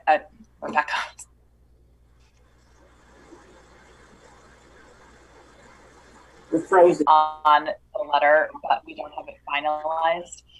So we present it at the meeting if anybody wanted to receive a copy of it before the March meeting, so that if there's any edits that need to be made, because it'll be a little timely at that meeting, we'd like it to go out kind of corresponding with the 1 year mark of when all of this began.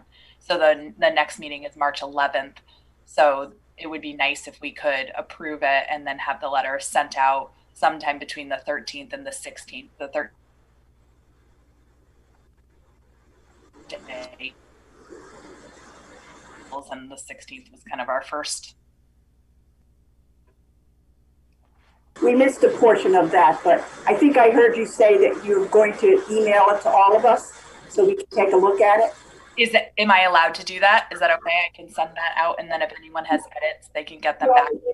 We all agreed at a meeting that you guys could go forward with that, and we appreciate it. Yes. Okay, so we'll send that out, giving everyone like 2 weeks to give us edits back. So we'll get that out in the next couple of weeks to everybody. Thank you. We appreciate you doing that. I just had a question. Is this letter going to, is this going to the MEA, or is this going to the staff? Because we cover a lot of bargaining units. Is this, how do we make sure everybody's covered? I addressed it to everybody, to teachers, paraprofessionals, custodians, administrators, I think that we have all involved parties represented in it in some way, but that will definitely be something you can help me edit, Martha, when I send it along to you if I missed anything. Okay, is this going to be sent digitally to I mean, do we have a listserv of all this, or well, I guess we can get one. I have your emails, right? Can I just email? No, I meant to the staff.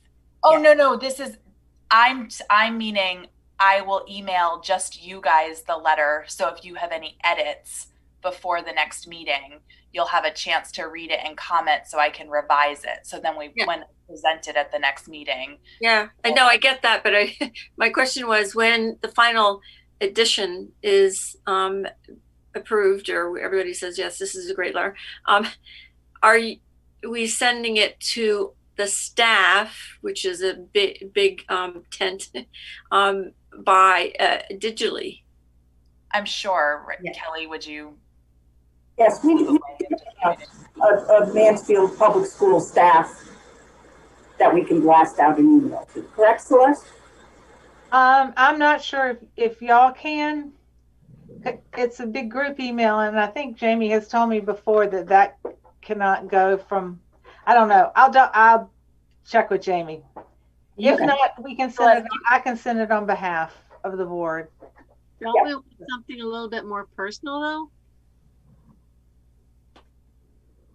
I mean, my intended purpose of it was just that we are acknowledging that everybody has done a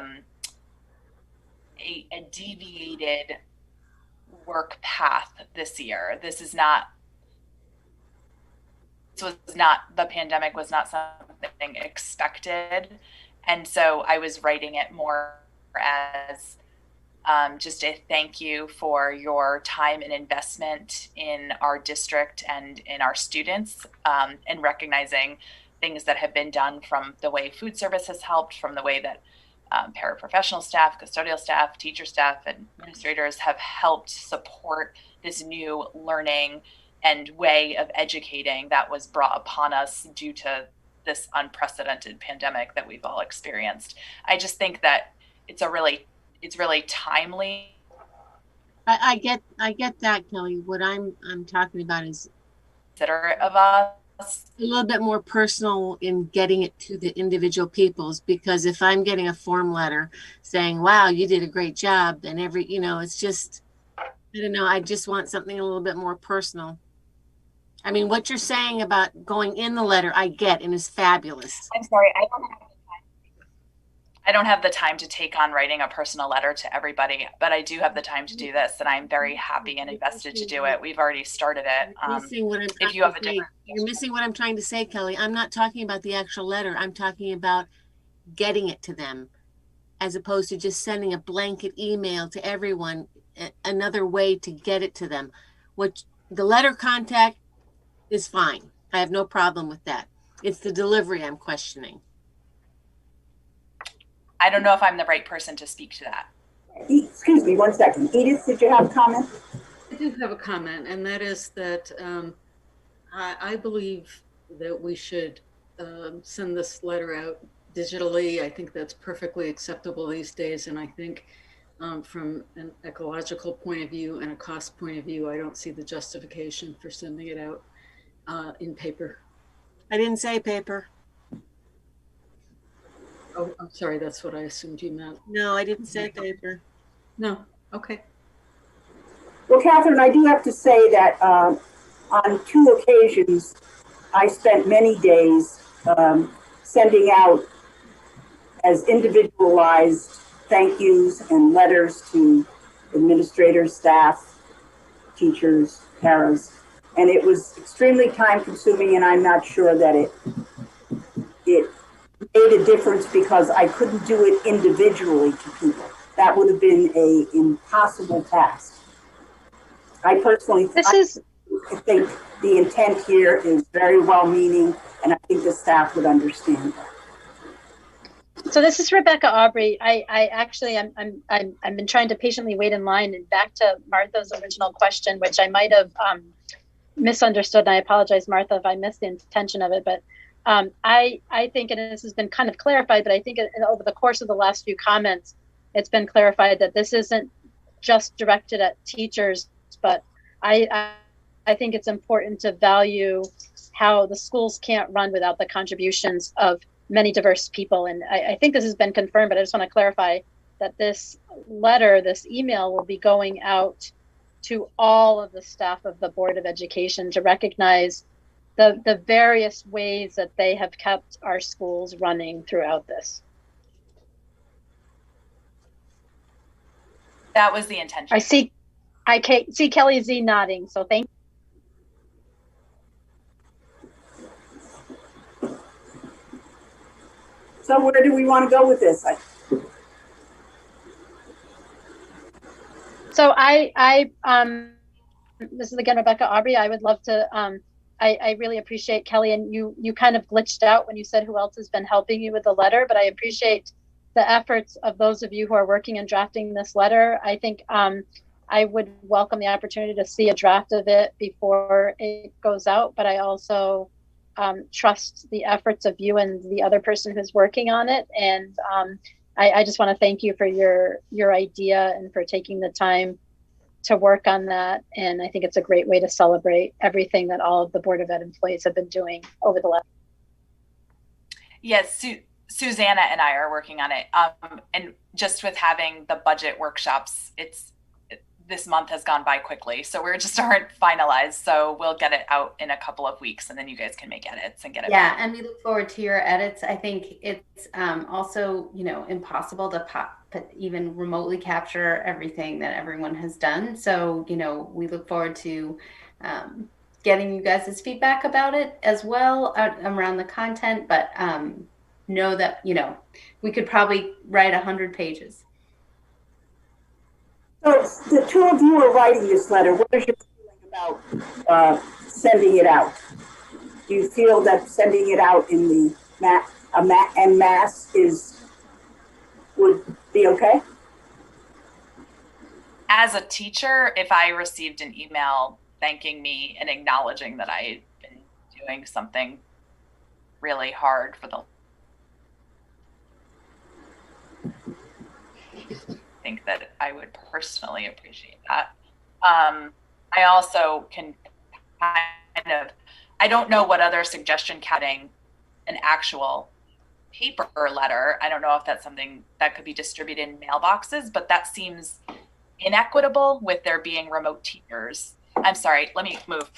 I think my internet is just cutting out. I think that not sending it with an email actually could be inequitable though, since we have remote teachers.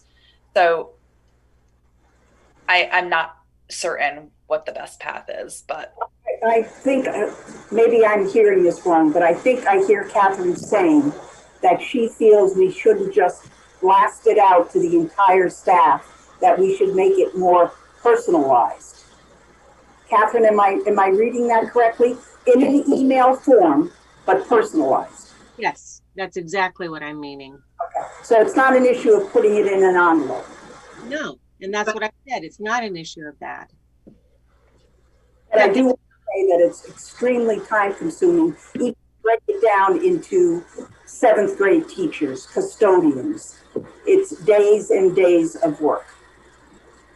So I'm going to ask the two of you that are putting this letter together, do you feel that it would have a greater impact if the 8th grade team received the letter or the custodians received the letter?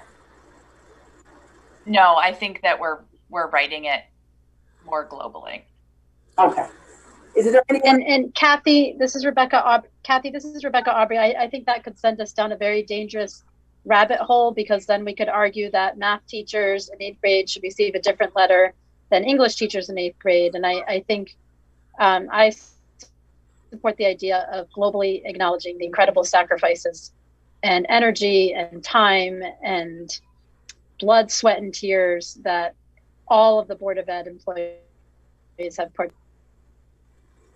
And I agree with that. Is there anyone else? My last comment is just I appreciate the thoughts about being a little bit more personal, but I also think something timely is really important. I think Kelly did a really nice job of, in her first draft, around framing this around the anniversary of when this all started. And I'd like to be able to get all of your feedback and get this out in a timely way to coincide with that. So thank you, Kelly, also for really initiating this. I think it's really important. There's not that much we can do as a board, pass the budget, other things. It's just nice to be able to say thank you. So thanks very much. Then we'll look forward to that draft of that email, and we will get you any comments back as soon as possible. Okay. I think it's time to adjourn. Kelly, did you have anything else, Kelly Lyman, that you want? No, I'm good. You don't want to stay any longer? No, I wasn't falling asleep. I was just resting my chin. All right, I'll have entertain a motion to adjourn. Motion to adjourn, Edith. Second? I'll second. Thank you, Susanna. Is there anyone opposed to adjourning at this moment? All right, then we're adjourned at 8:57 p.m. Thank you very much, Kelly. Thank you very